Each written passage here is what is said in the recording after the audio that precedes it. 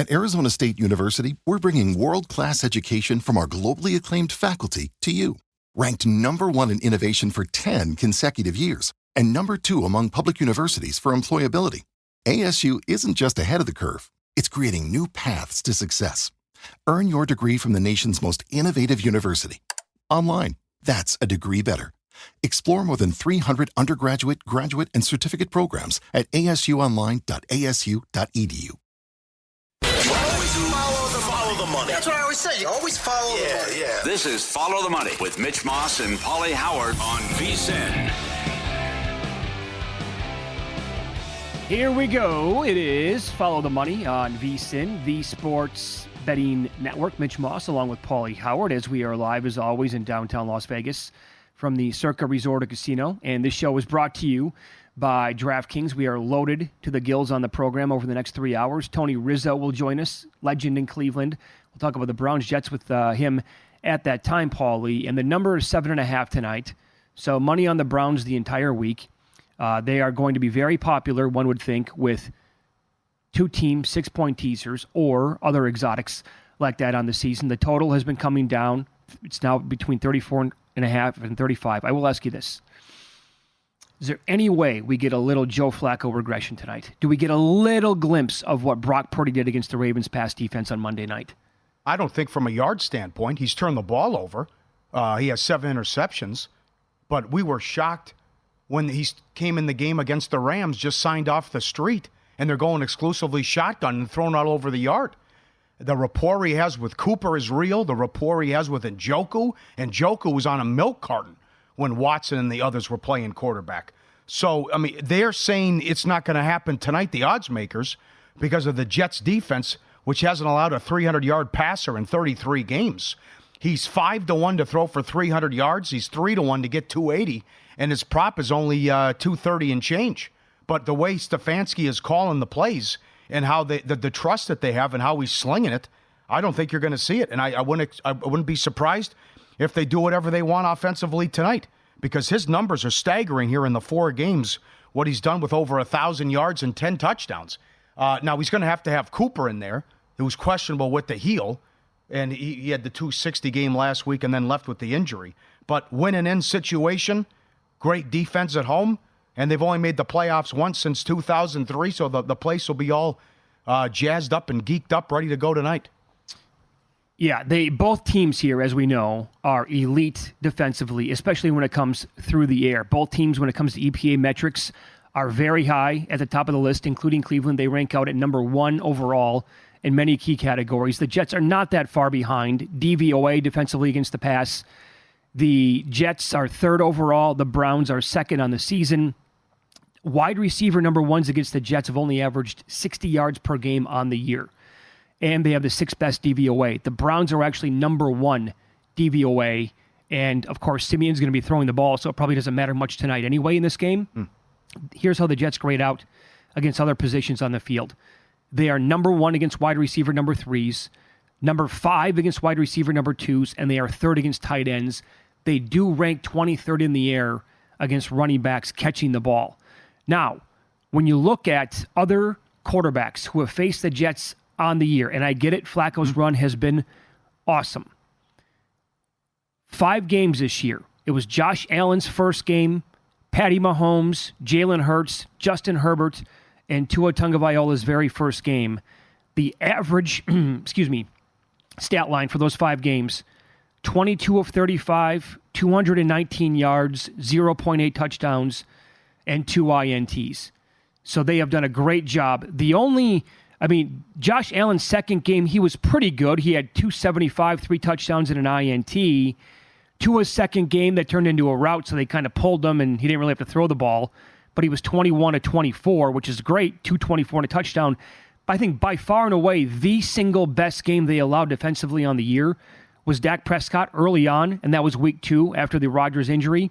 He was 31 of 38 for 255 and 2 touchdowns. So they have been excellent for the most part against some of the best quarterbacks in the entire NFL. Yep. And I asked you about the regression because Flacco's INT prop tonight is basically around minus 190 from what I saw. They start a pick in every game. Yeah, it's 1, 1, 3, and then 2.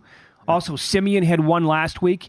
He had 2 against Miami, 2 weeks ago.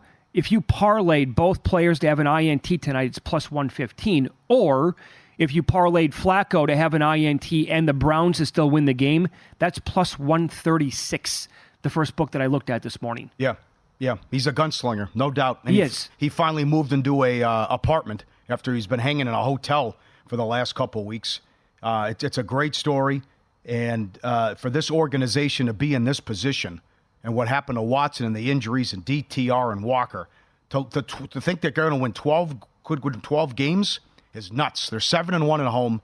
Back to the regression, though. The Bears have had a great defense since the Sweat trade. He threw for 374 against the Bears. He threw for 368 last week in the wins against the Texans, who have done a good job defensively. He's thrown for at least 285 in his last 5 home games. The Jets are on a 1-8 ATS run, and the favorite has covered the first half in 14 of the 15 Jet games. That's nuts, too. So the look ahead was 4.5, and now it's up to 7.5. The one negative, though, is he's keeping both teams in the game with the interceptions. He had 3 picks against the Bears. The Bears didn't do anything on offense. He had a pick 6 in that game. They were very fortunate to win that game. And then he 2 interceptions last week, and then turned it over against the Rams. So he's got to cut that out. But this rapport that he has, and the Cooper's numbers and Njoku's numbers with Flacco, it's spectacular. Mm-hmm. And you're seeing in the respect that they're giving the Jets defense with Cooper's prop and Njoku's prop, they're sitting there in the 50s and the 40s with their receiving yards, which I can't believe. And another note is what Garrett Wilson's been able to do. With the atrocious quarterback play that he's had to deal with, he still has 958 yards and 88 catches. He's 52.5 tonight.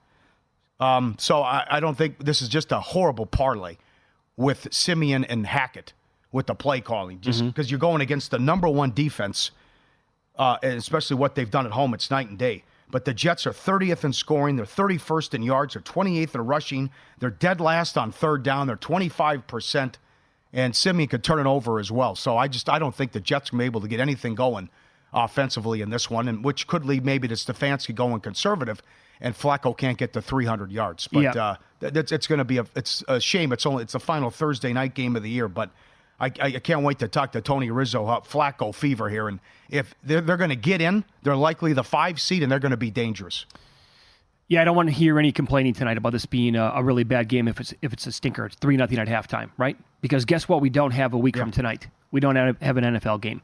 A little bit more on the INTs. When you look at most takeaways in the air this year by all the teams in the NFL, the Cleveland Browns have 16. They are third overall, and the Jets have 14 INTs. I really like that. Flacco and Simeon each throw an INT tonight because, again, when Flacco's taking this many chances, and I guess what would change, maybe because the Jets' defense is so good, they don't be as aggressive, but I think they're going to stick with that game plan.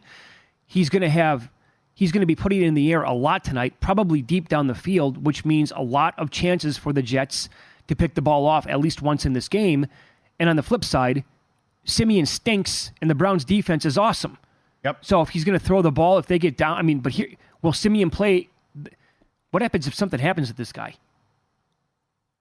They're cooked. Zach Wilson's still in the concussion protocol. Yeah, I know. How about the blowout angle? What if Cleveland's up 4 touchdowns? Simeon is 5-1 to throw 2 touchdown passes. I've never seen that before. I mean, that's crazy here at Circle what they have. So maybe it's a blowout and they get some garbage touchdowns and some garbage points as well. But that's Cleveland at home. Allowed 3 to Burrow, 3 to Tennessee, 17 to the Niners, shut out Arizona, 10 to Pittsburgh, 17 to Chicago, defensive touchdown. 27 against Jacksonville, but they were sloppy in that game and had turnovers deep in their own territory. And then I throw out the Baltimore game because that was DTR getting thrown in there, and he turned the ball over too. So it has just been a great defense at home, and I don't think it's going to go well for the Jets at all. Now, what do they do with Hall? I mean, Hall has been getting much. You can't really count Washington, but Hall hasn't done much on the ground the last few weeks either. Well, so this is a tough one from a prop standpoint with the Jets. Yeah, he was huge last week. However, the Browns are number 1 against the rush in the entire league. So not only do they shut down like the entire team's passing game that they go against, especially at home, but the rushing attack for the opposing teams doesn't go well against the squad. And they allow 4 yards per rush, yards per play allowed. That's 4.5. That's tied for first overall in the league. So unless he breaks a long one tonight, I mean, it's going to be a grind for most of these players, including Breece Hall. How about this for a random stat from Tom Withers, who covers the team for the AP? Kevin Stefanski is 10-0 against the AFC South. He's 0-6 against the AFC East. How wild is that one? That's bizarre, yeah. Yep. How dangerous is this team in the playoffs, you think? Well, I mean, they can win the AFC, don't you think? Sure. Yeah. Why can't they? They can't go to Baltimore and win? And are you definitely going to pick them whoever wins the AFC South? Won't you? I mean, Paul, I think the AFC is so wide open. I know. I mean, it's just they could go to Baltimore and lose by 2 touchdowns, or they can win the game by 10. Yeah. And I mean, I did not anticipate saying that in the AFC. You know, I thought we were going to have some rock solid teams across the board before the year started. Not exactly the case. Yeah. Winning in, or they're in with a Pittsburgh loss, a Bills loss, a Jacksonville loss, or if Houston and Indy both lose on Sunday. So they're going to make the playoffs and likely that 5 seed as we talked about, but I'd take them against Kansas City, Jacksonville, Houston, obviously, although you didn't have Stroud, but he'll be playing a playoff game, Colts. And the way they're playing offensively and with this defense, yeah, I'd love to see it too. It's like, okay, we're throwing to Cooper. What are you going to do about it? And how they ate up the Texans last week and how Njoku and Cooper have delivered every single week. And there hasn't been a lot there for Ford. That's the other thing. Oh. It's like, why even bother to run the ball? I was blown away from day one when they're coming out against the Rams. Like, how much did he know as far as the playbook and just getting signed off the street, and they're going shotgun and throwing it every down? Here, this will maybe give you some perspective on Ford. He scored a touchdown right away in that game last week. He had 8 fantasy points. Absolutely destroyed me. Oh, God. So that's all he did. Yeah. You know, other than that TD. But, sign me up for Browns-Bills AFC title game right now. Yeah. I would take that. Let's follow the money here on VSiN, the Sports Betting Network. Up next, win some, lose some. What a blunder this could have resulted in. You have to hear his explanation next here on VSiN.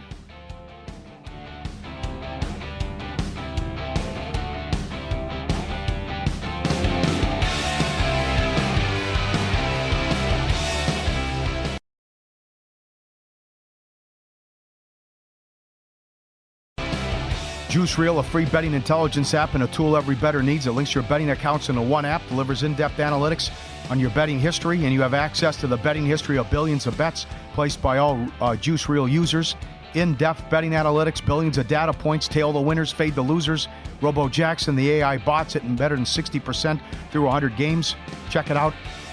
Juice Reel, like orange juice, REEL. Download the free app in the Apple App Store or the Google Play Store. It's free. Juice Reel. Go get it today. Final Thursday night game of the year, regular season, National Football League. Man, it flies by every single year, Paul. Nothing you can do about it. Terrible. And the Browns are laying 7.5. The total is either 34.5 or 35. Definitely shop around. As always, I'm a little bit concerned for Flacco tonight because the Jets' defense is so good, and he's been turnover prone in the 4 starts that he's made. He does have 7 INTs. And he has multiple INTs in the last 2 games. And the Jets' defense overall, they've played a lot of good quarterbacks. Mm-hmm. Remember the Robert Saleh quote? We embarrassed all of them. Josh Allen's first game, 3 INTs, they lost the game. Mahomes, 18 of 30, 203, touchdown, 2 INTs, almost lost the game. Jalen Hurts, 3 INTs, did lose the game. Herbert threw for $136, no touchdowns. Tua, the first game, 2 INTs, they won the game. I would like to make the case for the Jets tonight, but I can't get there because it's Trevor Siemian and the offense is so bad. If it was a better quarterback, sure, but then the number wouldn't be 7.5. All right, and it's also Schwartz against Hackett. You're talking about the number one defense in the league at home and giving up 13 points per game. So I don't think it's going to go well, and the Jets are going to won't get anything going offensively. I love Flacco over 233.5. And I don't think there's anything stopping this offense right now other than Flacco turning the ball over. I mean, the fact that the confidence that they have in him, they love him, what Rizzo talked about, exclusively going shotgun, throwing it all over the yard. Bears, great defense, 374. Houston, playing good defense, 368. Now, I have to have Cooper in there, and Rizzo thinks he's going to play, dealing with the heel, but also what he's done and what Njoku has done. And you can throw Elijah Moore in there, too, and the third option, and Rizzo gave out his prop earlier as well. But how many attempts is he going to have? Because it's like, wow, Ford, we'll just throw him out there. I mean, he don't even try to run the ball. Yeah. And Ford hasn't done much. So I understand what's happened this year, but I just think exclusively going shotgun and throwing it all over the yard here and what they've done in the sick numbers that he's put up 1,300 yards in 4 games. He can't have 250? And how about the other, if you want to go alt numbers? I mean, he's 5-1 to throw for 300. He's 3-1 to get 280. I think all this is in play with this guy, and nothing's been able to slow him down right now. One of the reasons why I loved watching the team play last week, and they are must-watch TV at this point with Joe Flacco taking so many shots down the field, no kicker was available, so they had to go for 2 every single time. I loved it. How about the 4th down play to Cooper? Just throwing it up in the sideline catch as well. Oh, no question. I don't understand why you don't have a guy who can make a 25-yard field goal, even when there's an injury. That boggles my mind. But it was awesome. Just, all right, 4th down, here we go. Right. Well, right. I mean, yeah, they don't carry enough kickers on the team, and when a guy goes down, obviously. But I don't see why you don't have a back. The punter can't make a field goal? That's what I've always wondered. Like, how do you We've seen wide receivers that can come out and kick something, though, too. No, he did point that out. He does have some concern. I mean, Tuesday they brought guys in, new kicker, new punter, new snapper tonight. Yeah. So that could be an issue, obviously. And by the way, when they were doing those 2-point conversion attempts last week, they pulled Flacco out of the game. They brought DTR into short yardage. Right. First scramble. One was easy. Well, yeah. He's out for the year, though. No, I know that. So you got that. I know, but yeah. And again, another thing to keep in mind, again, going back to the Flacco INTs. Jets have 14 interceptions as a team this year. The Browns have 16. Simeon's last 2 games, he had 1 pick himself last week against Washington. He had 2 against Miami. I kind of like both these bets. I'm gonna parlay Flacco INT and Simeon INT at plus 115. Maybe you can find higher than that. Also, you could parlay Flacco to throw an INT and the Browns still to win the game. That's around plus 135 or plus 140. Because I think he's going to be good for, again, think about how many shots he's taken deep down the field. If they can't run the ball tonight, that's probably going to continue. Why would it change? Because it's been so successful since they brought him in. You would think that's going to be the game plan. One of these passes, it'll be high percentage it gets picked off. And the Browns can still shut down Simeon in the offense and win the game, 17-3, whatever. Yeah. Can you imagine the handle, though, and the liability with the Ohio Bucks? Oh, they're. Our guy Dom in Poland and our friends in Youngstown. I mean, can you imagine? Where it's nothing but, and it opened 4.5 up to 7.5, but all the same game parlays. And give me Flacco over, Cooper over, and Joko over. Give me the teasers, everything, Browns on every single ticket. Well, Ohio. Maybe they press, too. I mean, what did he say? They haven't clinched a game at home since 2002, a playoff spot, whatever it is? Yeah. They made the playoffs once since 2003. Oh, so my guess is they're feeling pretty good already at 8:20 a.m. Eastern time. Oh, right? They're already tailgating. Yeah, you imagine at Ohio Sportsbooks, who's betting the Jets tonight? Right? The public certainly won't be. It's going to be all Browns money. You maybe even like lay 9.5 on an alt number, or maybe 13.5. Imagine they cover that. Imagine Flacco throws like 3 INTs and goes, or 3 touchdowns with like 300 yards, and then you have these guys popping anytime touchdowns. Yeah. So it's going to be like last night. You pointed this out earlier. The Bridges stuff for the Nets. News got out. They were going to play him to keep his streak alive and then yank him, and that's exactly what they did. And the same game parlays came in like crazy. Yeah, it was a mini Draymond Green. You're right. He got 12 minutes instead of 30 seconds. So, but that maybe if Flacco turns it over and maybe they press too much, lose a low-scoring game. But look at the last 2 months of the NFL season. Expect the unexpected, right? Right. But this it has all the makings here where just Simeon needs a diaper and it doesn't go well, and they shut down Hall and Simeon can't get anything going. The other thing, how about Garrett Wilson? Now his prop is 51.5 receiving yards. This is nothing short of miraculous what he's done.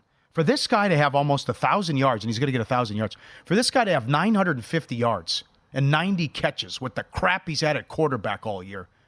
I said it before the season. He was going to have 1,700 yards and 12, 13 touchdowns with Rodgers and all these catches. Everything was in play because of the rapport they had and how talented he is. And the guy's still going to have 1,000 yards with this Wilson, Boyle, Simeon garbage that they've trotted out there. So, I mean, they are so good at home defensively. Shut down Burrow. Allowed 3 to Tennessee. The Niners scored 17. They shut out Arizona. Pittsburgh got 10. 17 against the Bears. There was a defensive touchdown. Yeah. You don't get any, unless they turn it over in their own territory. I don't think the Jets are going to get much. Do you think Wilson goes over 52.5 tonight? I mean, it's that low for a reason. I think he'll get that, though. I think so. Yeah. The Browns defense, they are number one DVOA against wide receiver number ones, but they do allow 58.4 yards per game to that position. They're also like elite everywhere else. They are number 2 against wide receiver number 2s. They're first against tight ends, and they are 7th overall against running backs in the air. They're also number 1 against the rush. So Breece Hall, he went crazy last week for fantasy owners. It's a minor miracle, I think, if he goes. It could happen. It's the NFL, like you just said. But this Browns defense, the matchup here, it's a really bad one for Breece Hall tonight. I have to take the alt yards with Flacco. I have to. Are you going to go 3 or are you going to go like 275? Go 280, start at the 275 range. Now, we talked about it earlier, they haven't allowed 300-yard passer in 33 games. Here's his attempts. Easy cowboy. No, but yeah, go ahead. His attempts, 42, 44, 45, 44. He's going to throw it 40 times. He gets Cooper on a couple deep balls. And Njoku on some yak. He can't get to 280. He's going to throw it 40 times tonight. By my math, one quarterback has gotten to 280 this year on that team. On the Jets. That was Jalen Hurts, and he threw 3 INTs in that game. He had 280. Yep. Josh Allen, second game, he had 275. Dak had by far and away the best game by any quarterback against the Jets defense this year. He was great. He was 31-38 for 255 and 2 touchdowns. They ran the ball because they were up so big in the game. I'm taking a shot. Okay, I get it. I understand, but I'm getting 5-1 though. That's the other thing. I'm getting 5-1. I'm getting 4-1 here. I mean, I'm not asking for 400 yards. I'm asking for 285. And actually, Paul, you know what? I'll throw some of these games out too. Like the Tua's second game, he threw for 224, but that was a route, and they never. It was over, right? It was over with early. And I got to be honest, who do you have more faith in right now as a quarterback throwing the ball and putting up stats, Joe Flacco or Patrick Mahomes? Joe Flacco. It's Joe Flacco with a bullet. Yeah, guys are open. No one's open in Kansas City. No, nobody. They also can't protect them. How about what Tony said? What if they win out? They win 12 games. I'll give them 270 yards passing tonight, and I'll give them 280 next week. Who's comeback player of the year? He's got a great case. Yeah? I know. He only plays 6 games, but... This is where you need to handicap the voters, which is very difficult to do. And I'll go back to Peter King preseason when he said Hamlin takes 1 snap, it's over. So I don't know how the voters are going to think about that. I really don't. Yeah. But if they're going to give it to somebody not named Damar Hamlin, this guy's got an incredible case right now. How do you? I mean, the guy he got DirecTV to watch football this year from his couch. Yeah, he was trying out for NFL analyst jobs, network jobs. Now get out of here. Nope. What a gift that turned out to be. Save their season. Up next, professional sports bettor Brad Power is going to join the show. We are down to 14 bowl games. We'll get his final thoughts on all of them coming up next on Follow the Money. It's VSiN, the Sports Betting Network.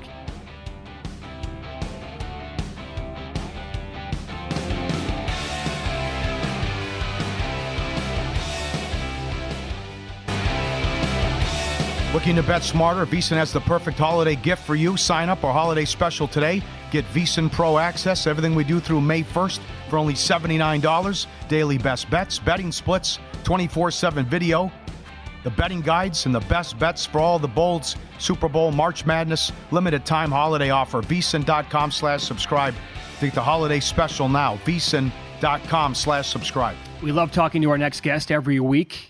Brad Powers joins the program now, professional sports bettor. You can follow him on X at BradPower7, and his website is BradPowerSports.com. Brad, happy holidays. How are you today?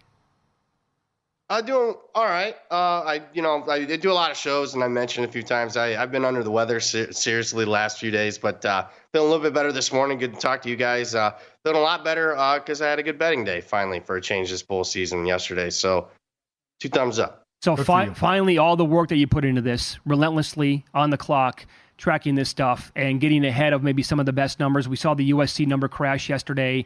The Oklahoma State game, I mean, what'd that flip? I mean, 8.5 points, whatever it was. So good to see all that work finally pay off and that those numbers come in for you. Yeah, that one, Virginia Tech, laying under a touchdown. The line closes 13. That comes through, although you had to, some of them are late numbers for clients and whatnot. You had to, sweat a little bit of that. But, look, I mean, obviously these bowl games, they're unique. They're more of a preview to 24 than they are, a final chapter of the 23 season. But, with all the opt-outs and transfer portal news and coaching carousel news, you would hope to get out in front of some big line moves, and then you'd hope to cash some of these tickets with the 6, 7, 8 points of CLV. I'll be honest with you, coming into yesterday, I wasn't the only one, because let's just say you had a crystal ball and you're there's so much uncertainty in bowl season. I had the crystal ball. I know what games are going to move the most as far as the line moves. I'm only going to play the line moves that move 3 or more points from Circa's openers. We'll use that as the starting off point. Coming into yesterday, if you'd have bet the biggest line moves in bowl season, you'd have went 5-11. So yesterday you had a winning day for the first time this bowl season. So hopefully that's a sign of things to come. But typically, because I've been tracking these for 4 years, 2,000 game sample size. If you have that crystal ball and you're betting lines at sides and totals that move 3 or more points, you're hitting 60%. 5-11 heading into yesterday wasn't fun stuff. I'll put it that way. Yeah, no kidding. Well, any predictions over the next, let's go Thursday and Friday games on game day, where one of these, matchups could move 3 or 4 points, maybe a couple hours before kickoff? Well, I will say that's still surprising me. Some of these line moves that continue to move on game day, even though they've already been steamed significantly. Today, I wouldn't be a bit surprised Rutgers closes 3. I don't know if you're going to get a lot of resistance on the Miami side of things. It's been one-way action throughout bowl season. Rutgers opened as high as 6.5. I have that ticket in pocket. Let's hope that cashes. But yeah, that one could close 3. NC State, Kansas State, I wouldn't be surprised that one closes pick. Both teams have a lot in the transfer portal and whatnot. Kansas State has several starters. So that's one that can move a little bit. We'll see with Ohio State. That's one that's been on the move. Does that continue to move right back to where we started? Ohio State favored by 6.5. If everybody's going to play, I wouldn't be a bit surprised that that's the case there. Does Georgia get to 21? Yeah, I think so. I mean, who wants to bet Florida State without pretty much everybody? Georgia's got pretty much everybody. Looks like all hands on deck. I don't. The big thing is you don't see a pathway to success for Florida State's offense. You just don't with a third-string quarterback. I think Florida State team total under makes a lot of sense. I know that market opens up as you get closer to the kickoff as far as availability. I bet under. I'm not a part. That's one that I'm not a part of the Georgia's team. Okay. So with what you just said, moving forward, and it's more of what 2024 is going to look like, are you going to proceed with caution? Are you going to wait to bet? Are you going to bet late? What are you going to do moving forward with these bowls? Great question. I've decided I'm going to be a little bit more conservative, mainly more with the G5 stuff. And people are going to ask, well, you should have more, when it comes to G5 and uncertainty, you should have a bigger edge. I mean, I didn't this year. I mean, I was caught by surprise by a lot of the opt-outs in the quarterback position. Didn't have the Boise State quarterback hitting the portal after, he just won the Mountain West Championship game and played well. Yeah. The MAC quarterbacks, I didn't have hitting the portal. So that stuff I'll probably be a little bit more cautious. Obviously, I'm going to bet the playoffs. I mean, that helps, several games as far as the bowl games go, an expanded playoff. So I'm going to be aggressive there because there won't be as much uncertainty. The other ones, the games that I'll still attack is, anybody with a clue shouldn't have been surprised that Drake May didn't play for North Carolina. I'll still attack those types of games. Okay, very good. Let's go to Fenway today. We start with SMU and Boston College. SMU up to 11. What do you think? This team made you some money this year. Yeah, they have. I'm not wild about laying 11 outdoors in a baseball park. Speaking of outdoors, looks like the weather's not going to be good. Who would have thought that late, December, outside in a baseball game. So under for me, I got in front of it. It's a huge line move. It's moved like 6 points, but I would still lean that way. And when you got suppressed scoring, obviously, and I don't think the market ever does this, when you got a big favorite and you got suppressed scoring, you don't always see the side correlate with the total coming down. So I would lean BC plus 11 under 47.5. Yeah, you've made the case a couple of times, I think, on this show for Oklahoma when it was at least 3, right? When they were catching at least 3. Did it ever get above 3 now that I'm thinking about it? No, it didn't. Well, you know what? It did for like a day, but we're talking it was like 2.5 weeks ago. So you made the case for the Sooners at that number then. The game took some under money. I think it was yesterday, now sitting at 59.5. Were you a part of that? I am a part of that. So I have 64.5. You would hope the portfolio ends up at least on the positive side with all these 4, 5, 6, 7 point moves. Would I play it now? No. I'd be more in the lean Oklahoma situation. Might as well. Hell, I mean, money line underdog here, Oklahoma for me. I think they win the game. How about NC State, K-State? Another money line underdog for me on NC State. Obviously missed some of the better numbers as far as taking NC State above a field goal. But again, I think they win the game. It's important for them. This is a program that's only had one 10-win season. That's back when Phillip Rivers was their quarterback. If you remember, they had an opportunity 2 years ago to win 10 games in a bowl game. UCLA canceled the bowl game, a few hours before kickoff? Oh, that's right. They were pissed about that. I think they try to get their revenge here against a very short-handed Kansas State team that has several starters out, including their quarterback. All right, very good. Friday, start with the Gator Bowl. Clemson against Kentucky. We've seen some under money. What do you think of Dabo's squad here? I lean with Kentucky at open. It opened as high as 9. I wanted to play back a little Clemson. It got as low as 3.5 the other day. I was thinking, hey, is this going to touch 3? That would have been a major buy price for me on Clemson. At 5, it's kind of a dead number, so I'm just going to pass right now at the current numbers there. All right. You're a Notre Dame fan. They're laying 6.5 against Oregon State. Total is 41.5. What do you want, aside from any bets that you might have, what do you want to see happen with this team, maybe in the bowl game and then moving forward for next year? Well, I'll start with the betting. Obviously I took Oregon State and under, but both teams are. This is the opt-out bowl. We're talking 23 starters combined between the two teams. Tough to really get a read now. I know a lot of people are still going to lean with Oregon State with so much uncertainty. I do follow Notre Dame. I will say this. As far as their depth, we're talking, obviously you got your starters 1 through 22. I'll tell you that 22 through 44, as far as talent, experience for Notre Dame, is probably the best they've had in 30 years. So I'm never really pro Notre Dame. I'm just always sky is falling, Chicken Little crowd.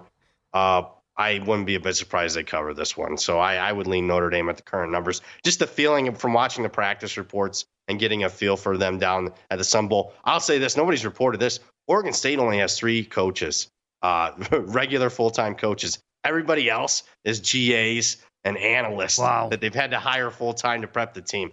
That's a skeleton crew against what I perceive to be a good Notre Dame coaching staff. And speaking of that, for the first time in a long time, I actually feel positive about Notre Dame. The hire of Denbrock, paying him, making him the highest paid OC. Looks like they're going to try to make Al Golden the highest paid DC. Finally, Notre Dame spending money on the football program that made the university. Otherwise, it'd just be a nothing on the map in northern Indiana. So I'm actually very happy with Notre Dame football right now. All right, excellent. There you go. 40 seconds. How about the Liberty Bowl in Memphis and Iowa State laying 11? I can't get there now. That's another one. It's moved 5-6 points now from as low as 5.5. Obviously, I understand the move. Iowa State, even though it's played in Memphis' home stadium, will have more fans. Let's go ahead. I'm going to go over. I'll check the weather, but I'm going to go over the total. It's the low as 57 in some spots right now. Let's follow the money here on VSiN, the Sports Betting Network. Professional sports bettor Brad Powers, our guest. We'll continue with one more segment with Brad, and we'll get into the playoff games that we have on New Year's Day on Monday. His final thoughts here, well, for us anyway, on the Thursday before the games on Alabama, Michigan, and Texas, Washington next here on VSiN.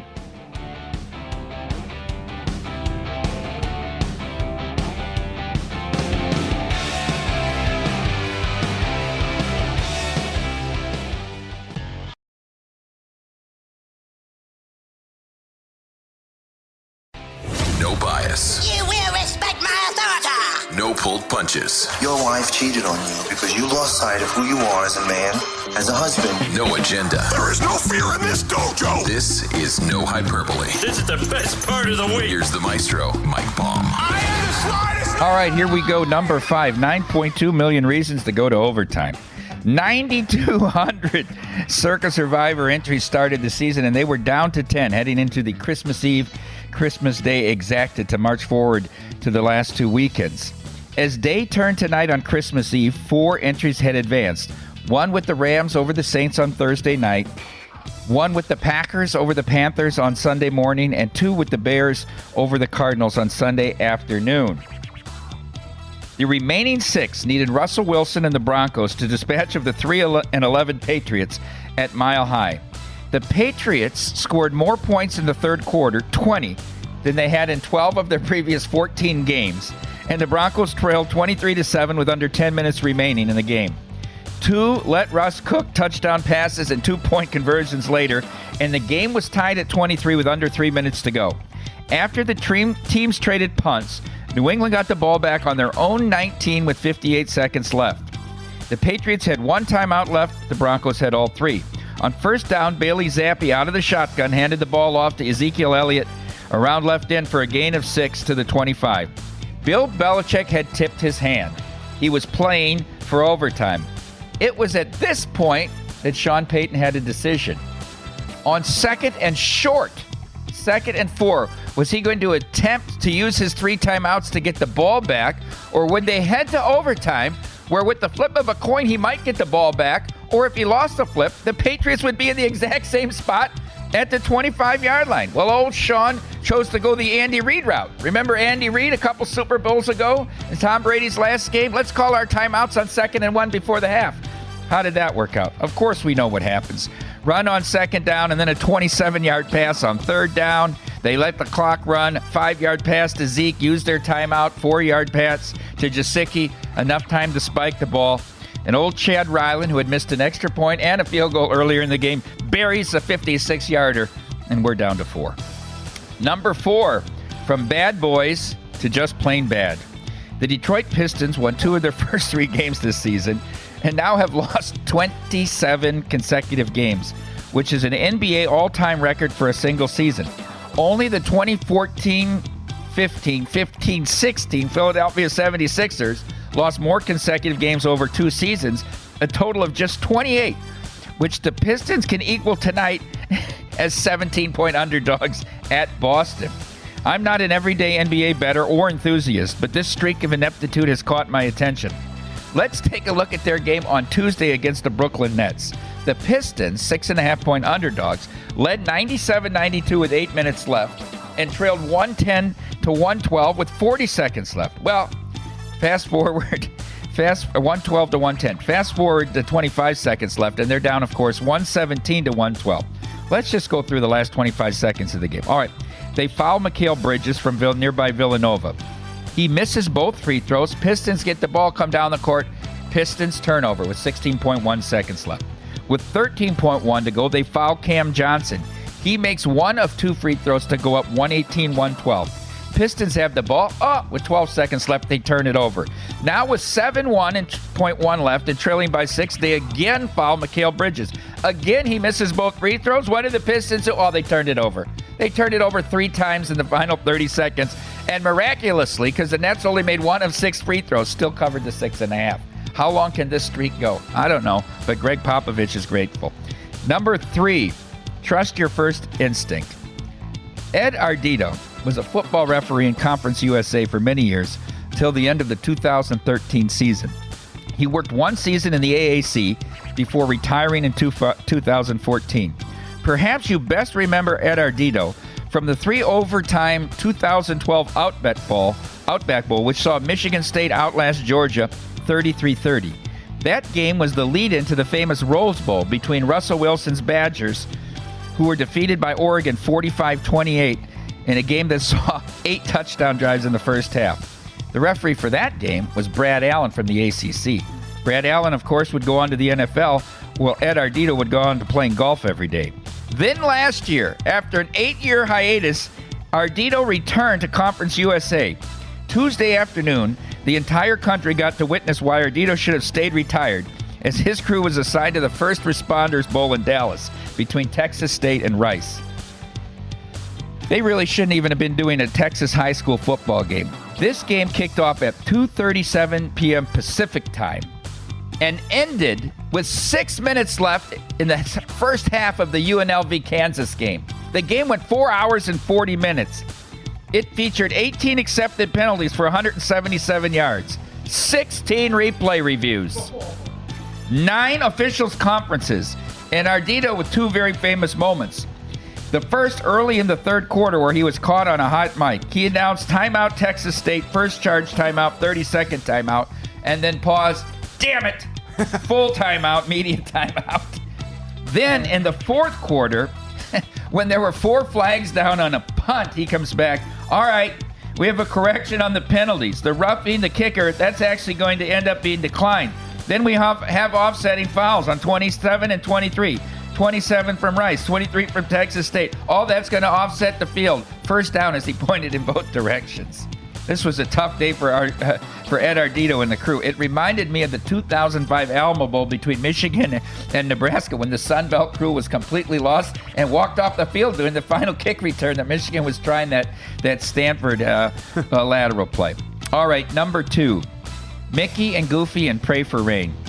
This bowl season has highlighted the lack of depth on the Disney broadcasting bench.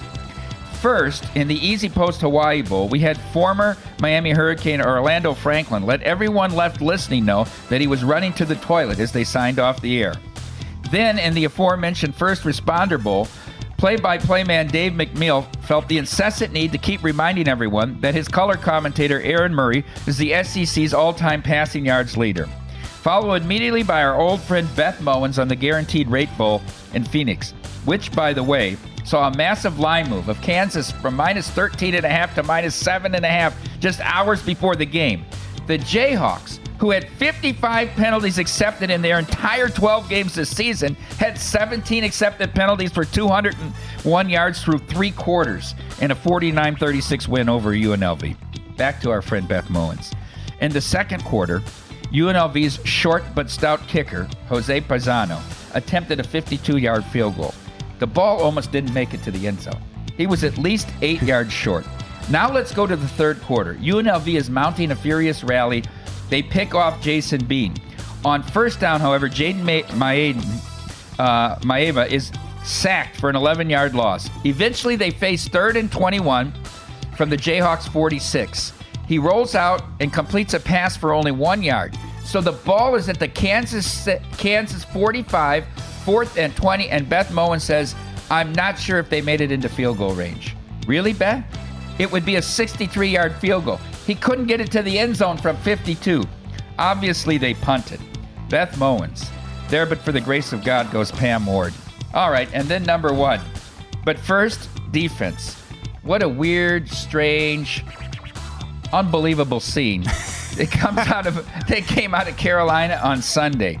How about your guy Jair Alexander, Mitch? My guy. Who appointed himself a team captain, showed up at midfield for the coin toss, called it tails correctly, and then said, we want to go on defense. Now, official Alex Kemp, who understands a little more humanity than Bill Vinovich, who calls a safety when his umpire tackles Lamar Jackson in the end zone, had talked to LaFleur before the game, and LaFleur had told him, we're deferring if we win the toss. So he says, you mean defer? Yeah, whatever.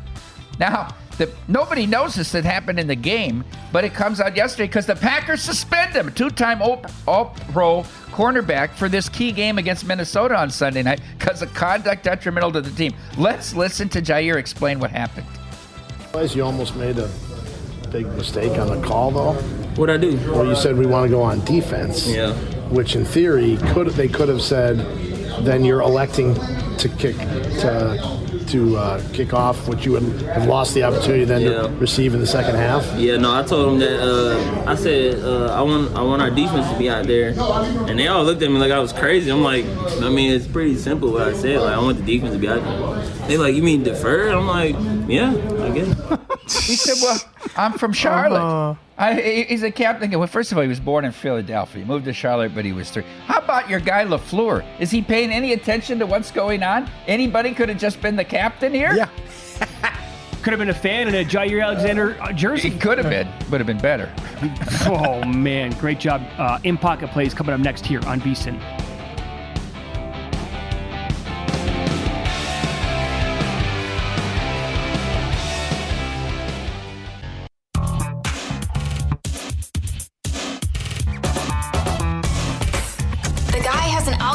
To determine the winner of any given college basketball game. Someone gives you 10,000 to 1 on anything. You take it. $50, I can get you gambling before the end of the day. No way. I'll give you 3-to-1 odds. Nope. 5-to-1. Nope. 10-to-1. You're on. All right, must win doesn't mean must bet, but I'm eating the chalk in Week 17. Can't get enough of it. This Raider team, hard to figure out, gets shut out at home 3-0, scores 60 against the Chargers, and beat the Chiefs on the road, can't complete a pass for 3 quarters.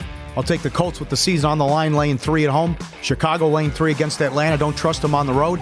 Bears playing great ball, especially defensively. I think it's a horrible spot for the Lions. Clinch a division for the first time in 30 years. Dallas, different team at home. Full 15-game winning streak at home. Buccaneers laying 3 against the Saints. Can't see Carr going on the road winning that game. Baker's been hot. Tampa's won 4 in a row. We'll start with a money line parlay time, which pays better than a teaser. Browns, Cowboys money line parlay, and I cannot believe the line went down and this much. I'll take Stidham and the Broncos at home against the atrocious Chargers. All right, a couple bets that I'm on for tonight. I'm going to do call it a same-game parlay, call it whatever you want. I'm betting on Flacco and Simeon to each throw an INT. I found plus 134 on that. I've broken that down a couple of times on the show today. You might be able to find maybe a little bit higher. I like them both to throw an INT in this game. And I'm adding more on Alabama plus 105 money line against Michigan. Pending Steelers plus 3.5 minus 115 against the Seahawks. I like that Steeler pick. Makes sense. I can't trust Geno. New customers can bet $5 and pocket $150 in bonus bets instantly. And you get the NBA League Pass for the rest of the season. Download the app, use promo code VSiN when you sign up. DraftKings Sportsbook. The crown is yours. Go get them. Ohio State moved to 4 at the Westgate, 3.5 at DraftKings. Oh, boy. Had a chance to have a 9-point middle here. Missed that one. Wild, the bowl movement. That's tomorrow. You were very high in the Cleveland Browns before the season started. Very high. You love this team. I love the defense. You loved it. Okay, so what are you doing anything with the game tonight? I teased them. I teased them with several teams on Sunday. 7.5's a little bit much. I mean, the Jets defense could hold this game low. I mean, I don't mind the under in this game as well. We had Jason Confor on yesterday on primetime, and I asked him, who's the team the Ravens don't want to face in the playoffs? Okay. He said this team. Wow. The Browns and Flacco. Flacco's got nothing to lose. They're playing with house money. Yeah. He said the Bills, now they think they're on a Super Bowl run. The pressure's going to be on them. He said, and let's not forget they hung 39 on us here in our place in Deshaun Watson's last game, right? He said, so, he comes in here, starts flinging the ball around, and we get off to a bad start, and now it's all the ghosts of playoffs past, and we get tight, and they're never going to be tight because they're not expected to do anything. Good answer. Yeah. Good question. They really are playing loose. Great question. That's the important part. Yeah, good question. Thanks for the shot on the front end. Yeah, right. So he asked me at the start of the show about is the regression coming. I mean, he's thrown for 1,300 yards in 4 games. You got MVP this is tickets. Huh? You got MVP tickets? No. That you got comeback player of the year ticket? A little bit on comeback, yeah. A little bit on comeback. We'll but see. This gets a pretty dicey. deep ball. Yeah, it does. This gets dicey, though, because Amari Cooper's a game-time decision now, according to Pelissaro. But, we've seen his act, though, this year. But that's the latest report. He loves Flacco. Flacco's the greatest thing ever. Yeah, but also, the nonsense here with who's in, who's out, though, in primetime games. I'm seeing 5-1 to throw for 300 yards. I mean, I know the Jets don't give much up, but you're right. The house money, he's thrown it 45 times a game. This is nuts. They got Ford in the offensive line, and they're just flinging the ball all around the field. Yeah, I watched that Jacksonville game. I bet the Jacksonville game under. They're coming out throwing every down. I mean, every dead down in the water the first quarter. And deep a lot, by the way. So they're not it's no dink and dunk. Next Thursday, by the way, we'll be talking about a preview of the national title game in college football. On Monday, New Year's Day, we get both the Rose Bowl, the Sugar Bowl as well. Brad Powers an hour ago came on and made a great case for Alabama. Made it a best bet to win this game outright and march on and take on Texas. Do you agree with him in the Rose Bowl? Do you like Bama, or are you on the other side? I bet both dogs on the opener, so I took 2.5 with Alabama. I took 4.5 and money line on Washington. I got Washington plus 750 to win the national title. All right. I just think the team still isn't getting respect. I understand that Oregon outplayed them at Husky Stadium. You were there. Yeah. And Lanning left all the points on the field. They beat up Oregon here on the neutral. I would agree. Right? Mm-hmm. They won in Tucson. They won at Oregon State in Corvallis. What's Texas really done here? I just think that the Big 12 is weak. I mean, okay, they won last. They beat a Texas A&M team. I don't really give a lot of credit to. I mean, Oklahoma State BYU went up and down the field in the first half and still won. I don't give much credit to them. The victory over Alabama and early in September is the only thing. I just think Washington's better, and we still disrespect them. I think Penix was hurt for a stretch. They played those close games and that. I don't think Texas can defend this team. They're going to spread Texas out. I think it's a high-scoring game, and I think Washington wins the game. The Michigan game, all I can think of in this handicap, right, is Michigan in the Big Ten title game could not move the ball against Iowa. Yeah. I don't think they're going to be able to try to run the ball down. They're going to have to throw the ball to beat Alabama. And then on the defensive side of the ball, I think about Michigan defending the Iowa tight ends and wide receivers, right, against Deacon Hill, and how much speed they're going to have to contend with Alabama. I played Alabama. If Michigan won, I wouldn't be shocked, but I think Michigan has to play by far their best game of the year to win the Rose Bowl. Oh, they absolutely do. Right? I mean, yeah. And again, all things considered, who did they play the first 2 months of the season? UNLV was the best team they played out of conference. Oh, yes, easily. Was? Right. Mm-hmm. And that was one of their best wins of the entire year before they played Penn State and Ohio State. What, they beat Penn State without throwing a pass in the second half. Right. That's not going to happen against Alabama. And Ohio Alabama. State played them dead even except for one turnover in the first quarter. That was a dead even game on both sides of the ball. The offensive lines dominate. I mean, it was just a dead even game. Yep. Michigan in this spot with Jim Harbaugh, it has not been pretty. And when Saban has time to prepare, he's the best of all time. Does Harbaugh leave, win or lose? Well, Mitch made a good point during the break. Yeah. He's still being asked about the Charger job in the NFL here. So who knows what he's thinking. That was yesterday at Disneyland, and he had Jim Harbaugh is a horrible soundbite. He says a lot without saying anything whatsoever. If you ever listen to him talk, he doesn't say anything. And that's what he did yesterday to try to deflect it. But, I mean, with these new possible violations on board for Michigan football and infractions, and the money that the Chargers probably should throw out their next head coach, it would make sense. And I think he's got to really rebuild here at Michigan after this shot here, right? And so does he go out even with another semifinal loss? Does he leave? Does he need to get to the title game? Does he ride off into the sunset with the title and go back? I mean, the Chargers job, I'm sure, is there for him. He's not going to the Bears. I'm willing to bet on that he would not go to the Bears. Why? The former Big Ten commissioner he didn't get along with is very influential in the Bears organization, and I don't think that they would invite him or he'd want to go there. Charger job is awfully attractive, don't you think? Oh, absolutely it is. I know you'd say the Bears because they got the one pick and you still got Fields, but I would think the Charger job is the best one out there. And now it depends on it's the Spanos family here. How much money are they willing to spend compared to what other top of the line? Is it about money at this point for Jim Harbaugh, or is it about trying to win a Super Bowl? I don't know. No, it's interesting. He did an unbelievable job with the 49ers when he took it over, right? Everywhere. And Stanford. How about what he did at Stanford? He beat USC. Right. It's like a 40-point dog. Yeah. But here with Michigan, it's like, the Ohio State stuff, and then you beat Ohio State, but then you get embarrassed by TCU. And you have the bowl record as well. That's the worst thing, TCU. Sure it is. I get it. You got beat by Georgia, and you went down there, and you tried to run the ball, and you could. Right. Giving up 50-some points to TCU. Exactly. Yeah. So you never know. But the other thing, too, Washington has the best quarterback of the bunch. Yep. And if this was they went undefeated. He put up ridiculous numbers while he was hurt, and he couldn't even get a sniff for the Heisman. So this team has been disrespected the entire year. This line is very disrespectful. As much as 9.5 or 10 was in the Pac-12 title game. This is a very disrespectful line. Yeah. Not only is he the best quarterback, let's be honest, he has a first-round pick, a wide receiver, and when they're all healthy in that wide receiver they can run the ball too. They've been able to. They figure. I think it was right at the USC game, which doesn't say much, but that continued. Yep. And that was the great sign because I think that was the question mark. Like, hey, can they get 4 yards when they need it to run? Maybe some clock here. And they've been doing it ever since they went to LA and scored 50+ against the Trojans. They swarmed to the ball on defense. Oregon, average yards to go on third down in the Pac-12 title game was 5.1, and they only converted three third downs, right? Yeah. They just swarmed to the ball. Yeah. I think Washington set the tone with that first drive of that game. And they converted. Took time off the clock. Like, this is going to be our game. Doesn't matter where it's played. You can go ahead, be a 13-point favorite. We don't care. We're the better team tonight. How about Penn State and Ole Miss? I think that's going to be a fun game. That's the one I'm probably most. I think Missouri's really good. Like, if this was a 12-team playoff, nobody want to play Arizona or Missouri. I agree. Right? But the opt-outs changed things. Yeah. But, they took Georgia to the wire in Athens. Yeah, that's right. This point spread movement, though, is just... What's Georgia going to do? Try to win by 40 in this game? To try to make a point? Actually, is that 20? Come on. Or does Kirby Smart take it easy when they're up 27-0 late third quarter and say, like, I get it. If I was in that guy's spot, I'd be pissed off at the world. Florida State might not score against their third team. They might not. They might get. What's the odds on them getting shut out? What's their? Yeah, that's. I don't think they're going to score. You couldn't move it against Louisville. No.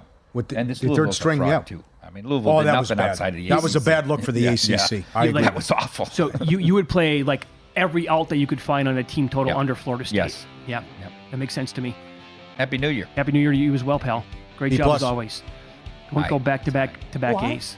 All right. Paul Charchin for a month. on the show coming up next. Does he like anybody as both teams have really strong defenses? We'll ask him coming up.